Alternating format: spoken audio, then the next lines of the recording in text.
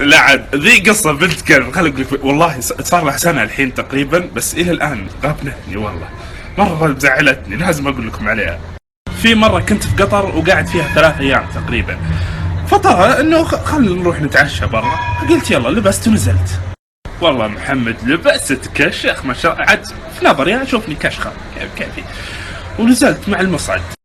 دخلت المصعد وكان في واحد وواحدة، ودخلت انا وجالس يعني واقف، ضغطت تحت بنزل وواقف.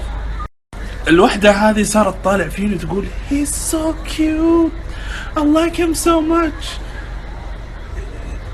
انا وهذه لسه طالع تمدح he's so cute، ما طالع فيها ايه زيدي اول مرة احد يمدحني ايه وش بها تحبيني؟ انا وش صرت افكر، شفتوا هذوليك اللي يجيبون صورهم وهم صغار شيون بعدين اذا كبروا حلوين، صرت افكر انه قاعد اقول شكلي بديت اصير حلو.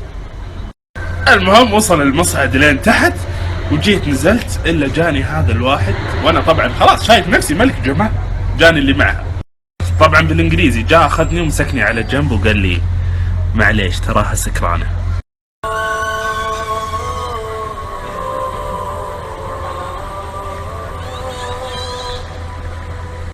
ليش تقول لي؟ انا اول مرة احس بالاحساس، يعني اقلها الاحساس هذا يكمل الى نهاية اليوم. بس هنا ايقنت انه لما يكون واحد سكران هي الحالة الوحيدة اللي يشوفني فيها زين.